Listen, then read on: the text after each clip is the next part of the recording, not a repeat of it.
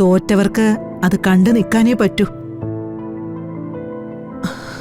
ഉർവശിയുടെ ആഹ്ലാദത്തിന് ആയസ് എത്രയാണെന്ന് എനിക്കറിയില്ല.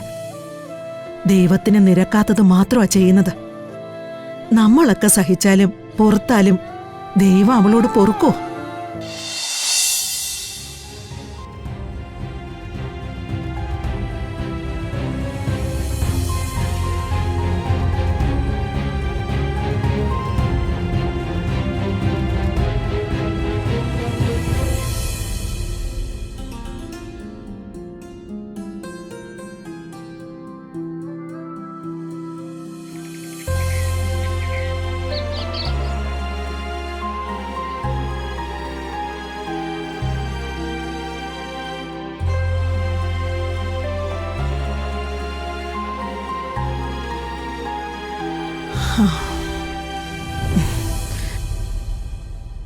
എന്താ പരമേശ്വര? ഒന്നുമില്ല അമ്മേ. നീ വന്നത് എന്തിനാണെന്ന് എനിക്കറിയാം. ഡൈനിങ് ടേബിളിൽ നടന്ന സംഭവത്തിൽ എനിക്ക് എന്തെങ്കിലും സങ്കടമുണ്ടോന്ന് അറിയാനല്ലേ. നിനക്കോ പത്മിനിക്കോ എന്താണോ മനസ്സിലുള്ളത് അതേ ഉള്ളൂ എനിക്ക്. പണം തന്ന് രക്ഷിച്ചവർക്ക് അത്യാവശ്യം സ്വാതന്ത്ര്യമൊക്കെ എടുക്കാനുള്ള അവകാശമുണ്ട്. പക്ഷേ ഒരു പരിധിയില്ലേ? അമ്മേ, സർവന്റ് എന്നൊക്കെ വിളിക്കാന്ന് പറഞ്ഞ. ഓ, അവര് പുറത്തു നിന്ന് വന്നതല്ലേ. അകത്തുള്ളവരും ഡൈനിങ് ടേബിളിൽ ഉണ്ടായിരുന്നല്ലോ. ബോധപൂർവം അമ്മേ. ഇവിടെ നിൽക്കാൻ തീരുമാനിച്ച നിമിഷത്തെ ഞാൻ ശപിച്ചുകൊണ്ടിരിക്കുക. എനിക്കും പത്മിനിക്കും ഒക്കെ ആ ചിന്ത തന്നെയാ. പക്ഷേ തെരുവിലേക്ക് ഇറങ്ങിപ്പോയ വരുണിന് നമ്മളൊരു ഭാരമാവാൻ പാടില്ലല്ലോ. നമ്മളിപ്പോ അവന്റെ ഒപ്പം പുറത്തിറങ്ങിയ എന്താ സംഭവിക്കുക? നമ്മളെ പുലർത്താൻ വേണ്ടി അവൻ ചെറിയ വല്ല ജോലിയും കണ്ടുപിടിക്കും. അത് ചെയ്യും. എത്ര കാലം?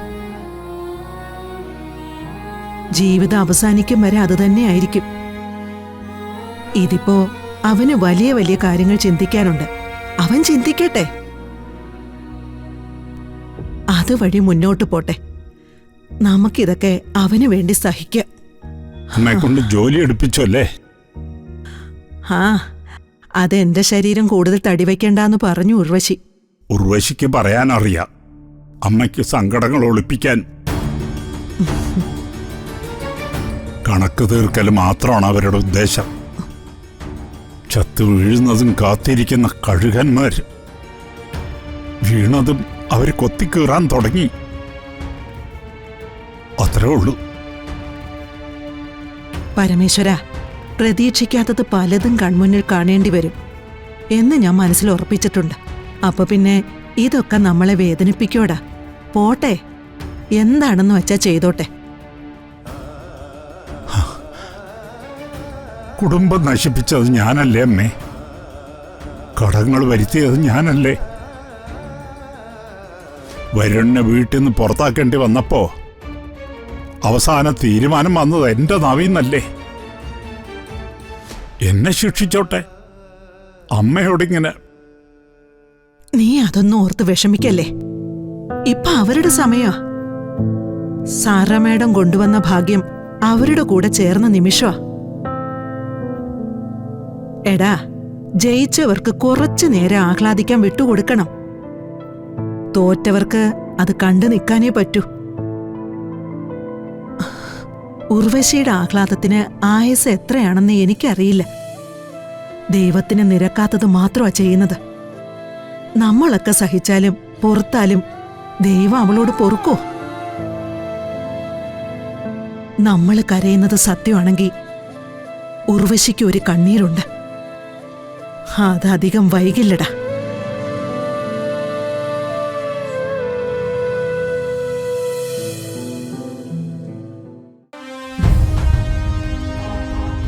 ഓക്കെ ചന്ദ്രശേഖരൻ, ഞാനെന്നാൽ ഇറങ്ങട്ടെ. അല്ല, ഭക്ഷണം കഴിച്ച ഉടനെ തന്നെ മാഡം പോവാണോ? എനിക്ക് 1-2 പ്രോഗ്രാംസ് തീർക്കാനുണ്ട്. മാത്രമല്ല, ഇന്ന് ഹോട്ടൽ ഗിന്നസിൽ ഒരു നൈറ്റ് പാർട്ടി ഉണ്ട്. ഒരുപാട് VIP-കളൊക്കെ അറ്റൻഡ് ചെയ്യുന്ന പാർട്ടിയാ. ചന്ദ്രശേഖരൻ കൃത്യസമയത്ത് തന്നെ വരുമല്ലോ അല്ലേ? ഷുവർ മാഡം, ഞാൻ നേരത്തെ തന്നെ എത്തിക്കോളാം. വരാതിരിക്കരുത്, ഞാൻ പ്രതീക്ഷിച്ചിരിക്കും.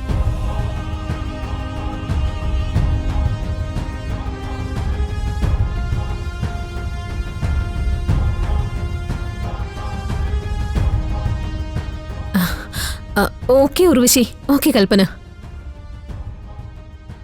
ഭക്ഷണം നന്നായിരുന്നു കേട്ടോ. എന്റെ ഈ സഞ്ചാരത്തിനിടയിൽ വീടുകളിൽ നിന്ന് വല്ലപ്പോഴും ഭക്ഷണം കഴിക്കാൻ പറ്റുന്നത്. അതും ഇത്രയും നല്ലൊരു കുടുംബാന്തരീക്ഷത്തിൽ. Really happy. എന്നാ ഞാൻ ഇറങ്ങട്ടെ. ഓക്കെ. ഒരു മാഡം.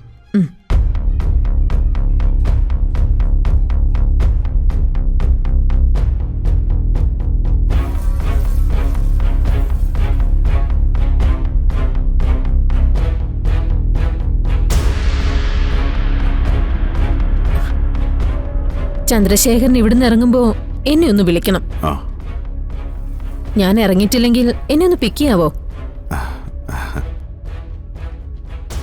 ഒന്നിച്ച് സംസാരിച്ച് യാത്ര ചെയ്യുന്നത് നല്ല രസമല്ലേ? ഓ, എനിക്ക് വളരെ നന്നായി. Then bye.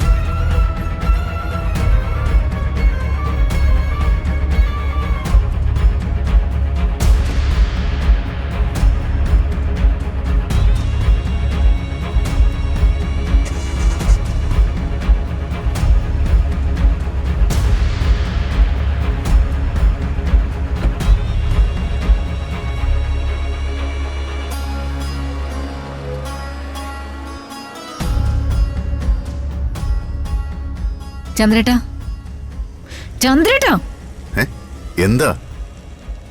എത്രയോ നാളുകളായി ഞാൻ ഈ വീട്ടിൽ നിന്നൊന്ന് പുറത്തിറങ്ങിയിട്ട്. മാഡം ഇന്നത്തെ പാർട്ടിയുടെ കാര്യം പറഞ്ഞപ്പോ വലിയൊരു സമാധാനായി. നമുക്കൊന്നിച്ചു പോവാല്ലേ?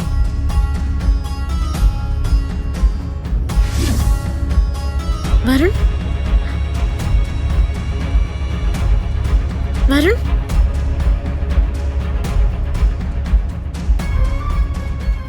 വരുൺ എഴുന്നേക്ക്.